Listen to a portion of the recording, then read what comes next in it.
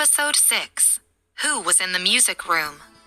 It wasn't easy for Bessie to leave her grandmother, who raised her instead of her parents, but she knew that her grandma would get better treatment from doctors in Chicago with the help of the Smith family. Bessie didn't head to school directly. Instead, she stopped by a bank first. She took a queue number and went to the counter. The bank teller was stunned when she casually placed her black card on the countertop. She stared at it for a while before stammering. I will go and get our manager. I don't have the authority. Bessie's fingers casually tapped away on the counter. I just need to make a transfer. Most customers who held a black card wouldn't come in personally to make any transactions. The bank usually settled things on their behalf. Bessie transferred a sum of money, and the manager personally walked her to the door when she was done.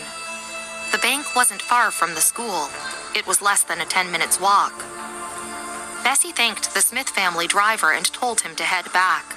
The driver looked at the smiling bank employees and found it odd that she came here, since the Smith family had never come before. But he didn't question her. Bessie took the shortest route to school. It was a sweltering afternoon. Where's the hotel Mr. White was talking about? Samuel Bright's ear stud reflected the bright sunlight. Michael was following behind him. The sun was bright and glaring, yet the black top he was in didn't make him feel uncomfortable or stuffy. Instead, he looked quite chill. He was practically unreadable, but still good-looking. He was about to find a shady tree to wait under while Samuel asked for directions, when he saw a few people with brightly colored hair standing at the corner of the road, all surrounding one person. She was wearing a bright bow-high jacket. She looked calm and unbothered. Michael paused. When Samuel was done asking for directions and hung up, he saw the scene. The few students surrounding the single person looked roughly 18 or 19 years old and had cigarettes sticking out of their mouths. He glanced at her long legs before shifting his eyes to her face. Michael furrowed his brows. You go over. Saving a damsel in distress was something Samuel wouldn't mind doing. He rolled his sleeves up a little and fixed his hair, but before he was done, someone kicked him in his calf. He turned around and saw Michael with both hands in his pockets, looking at him with contempt. Hurry up, what are you waiting for? Samuel hurried towards that girl. Hey, you're a student from Bright Bow High. Why are you out here playing no-show? The leader of the gang puffed a ball of smoke in Bessie's face and chuckled. He looked mean. Bessie responded rather seriously. No, I requested a leave. The few kids seemed a bit stunned. This wasn't a response they'd ever expected. Bessie took a step back. She placed her backpack on the pavement. Samuel was not there yet. Bessie then removed her school jacket, revealing a plain white t-shirt. Then her fair and thin elbows, and finally, her slender fingers. Michael watched her from where he stood. When she put her bag down, she glanced at him for a split moment. There was a brief eye contact, and all Michael could see was how pretty her eyes were, and in them, a rebellious teenager. His brows were knitted together as he heard that rather pretty girl say, I'll give you guys a chance. One of the smokers reached out to grab her by the elbow. Whoa, how about we give you a chance instead? Come with us and... Bessie took one more step back and kicked that guy in the stomach. He staggered backwards for a few steps, but was supported by his friends. He bent over in agony. One of the kids quickly stepped forward, trying to stand up for him. But he'd have to get a hold of her first. Bessie swiftly turned her body and avoided his grip. Before he knew it, she'd grabbed his collar and punched him hard in the face. He fell backward and reached to touch his nose, and all he saw was blood. Bessie didn't stop there. The last boy tried to punch her in the stomach, but she outsmarted him and grabbed his wrist before shoving her whole body weight at him. The scene was pretty quiet. Even Michael had not fully reacted to the situation. The four hooligans, who were at least half a head taller than Bessie, were now heaving and catching their breaths. One was on the ground, another was bleeding, and yet another was puking bile. Bessie clapped her hands together as a sign that she was done, went back to grab her jacket and her bag. She walked past that group of kids and furrowed her brows slightly, as if thinking about something. She then whistled at the gang leader and laughed. Thank you, Michael heard her say as she passed him. Samuel had to close his mouth because his jaw dropped. He was annoyed as he watched Bessie walk to the school gate. I was the one who was going to save her. Why did she thank you? Michael slowly looked at him and said, Let's go. Her tactics didn't seem that unorthodox, but I couldn't tell what it was either.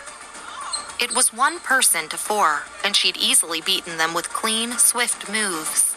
As they walked past the 4 boys, Samuel paused for a moment and commented, Kids, that was so not cool of you. Michael looked in the direction Bessie walked in. Looked like she was headed towards the reception office. They walked to a cafe deep in the alley. Mr. White, Samuel called out as a man was placing his order. Principal White smiled and said something briefly before turning to Michael. Michael, what are you doing here? When Principal White first knew that he was going to work as the school doctor, he had shaken his head in dismay. He knew that this man wasn't that easy to please. He smiled. Just here to have a look. He then changed the subject. I heard that Mr. White had been working here for 3 years and became the school's principal. I just wanted to see for myself. What's there to look at her? Principal White smiled, but couldn't hide his sadness. I've found a successor. Even Michael was shocked, not to mention Samuel. If those in the Capitol knew that Mr. White had found a successor, it would be a huge deal. Who is it, sir? Is it your grandson? Samuel didn't hide his curiosity. That person doesn't wish to take over. Principal White shook his head but didn't say anything else. Samuel widened his eyes in disbelief. Michael sipped his tea quietly and didn't probe. Samuel could barely contain his curiosity. Bessie went to the reception office to get her luggage. It had already arrived at Brightbow High the day before Grace and her arrived in the city. There were 2 huge and heavy pieces of luggage, too heavy for her to handle on her own. Seeing that she was alone, the man in the reception office kindly offered to help her move her items to her room instead. Bessie had applied for a room on the 2nd floor, near the end of the corridor, room 216.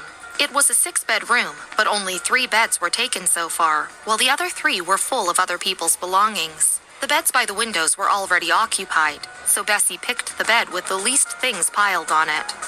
She then went to get a bedsheet. She opened one luggage bag and unpacked her clothes and everyday items, neatly arranging them in her wardrobe. As for the other luggage, she simply stuffed it under the bed without even opening it.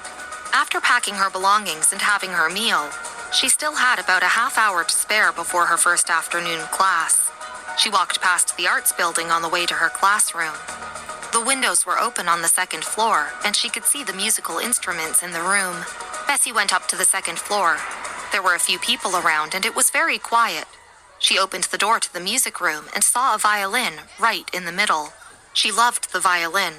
It made her feel peaceful. She'd look for a place to play the violin every once in a while.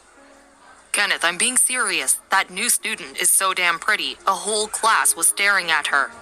Paul got excited as he spoke, holding a can of Coke in his hand. No one mentioned that she was Anne's sister. Kenneth wasn't listening to Paul. He was holding a cup of vanilla milk tea that he got for Anne in his hand. His handsome features were exuding a certain coldness, making it clear that he was uninterested in the new student that Paul was talking about. They walked past the arts building. Kenneth suddenly stopped in his tracks. A mellow, melancholic violin melody was playing. He looked up at the 2nd floor and his eyes lit up. Paul didn't know much about music and simply had his eyes on Anne because she was a popular girl. The music made him feel a little uncomfortable, not because it wasn't a good tune, but because the heaviness he could hear in it tugged at his heartstrings. He was about to say it sounded pretty good when he saw Kenneth turn away and walk towards the building. Paul was stunned for a moment before moving to catch up. Kenneth, where are you going? Kenneth didn't respond, but quickened his steps. He opened the door to the music room.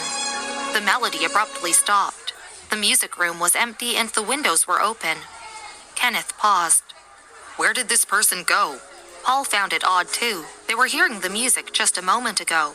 He walked towards the window and said, Could he possibly have jumped from the 2nd floor? Kenneth didn't say a thing, but his eyes shifted from the open windows to the violin in the middle of the room. He only snapped out of it when someone entered for practice. He leaned against the piano casually and suavely, asking the girl who'd just entered, Did anyone come in at noon for practice? The girl looked confused. Kenneth repeated his question. The teacher didn't plan any practice sessions at noon. The girl looked at Kenneth cautiously and stammered, "But only Anne knows how to play the violin." Kenneth was stunned for a moment, but didn't respond. His handsome features were rather warm and kind, but his eyes were strikingly cold, making him unapproachable. He said nothing more, walked out of the music room and headed for the class to hand Anne her milk tea. But she wasn't in the classroom. Kenneth thought for a bit before deciding to just leave it on her desk. Most of that class's students were already used to his presence every now and then, but a lot of them still had their eyes on him. Meanwhile, Paul was casually leaning against the doorframe and making small talk with the girls sitting in the first row. Seeing that Kenneth was leaving the classroom, he smiled. Do you think it was Anne who was in the music room just now? Kenneth didn't respond to that question because it was a mystery for him too. Will schoolmates ever get to know that Bessie is the girl of many talents? Is the jittery feeling felt by Kenneth a signal of a blooming mystery or romance?